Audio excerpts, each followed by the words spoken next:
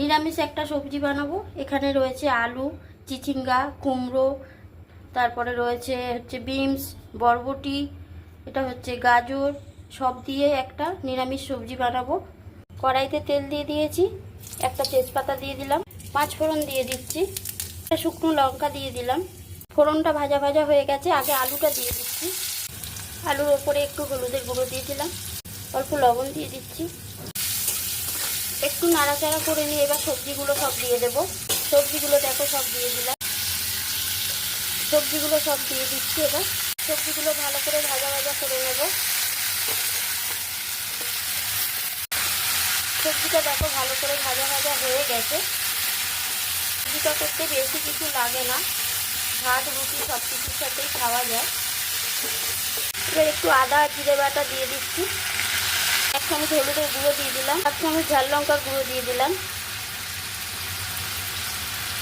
এবার ভালো করে কষিয়ে নেব। আগে একটু লবণ দিয়েছি আলু ভাজার সময়, আরও একটু লবণ দিয়ে দিলাম স্বাদ অনুযায়ী। ভালো করে কষিয়ে নেব সবজিগুলো মশলার সাথে। দিয়ে ভালো করে কষা হয়ে গেছে, এবার আমি অল্প করে জল দিয়ে দিচ্ছি যাতে সবজিগুলো সেদ্ধ হয়ে যায়। ঢাকা চাপা দিয়ে 10-15 মিনিট হতে দেব। 10 মিনিট হয়ে গেছে, ঢাকাটা খুলে দেখি। সবজিগুলো দেখো সেদ্ধ হয়ে গেছে। 1/2 চামচ চিনি এবার দিয়ে দিলাম আমি। সবজিটা আমার হয়ে গেছে, খুন্তি দিয়ে একটু এরকম ঘেটে ঘেটে দিলে ভালো হয় আরও সবজিটা, তাই আমি একটু ঘেটে ঘেটে দিচ্ছি যাতে কুমড়োগুলোও একটু গলে যায়।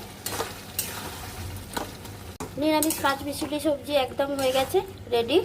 আমি এবার নামিয়ে নিচ্ছি। নিরামিষ সবজি এখন একদম রেডি 5 মিশালি। যদি আমার রান্না তোমাদের ভালো লাগে তাহলে চ্যানেলটাকে সাবস্ক্রাইব করে দিও।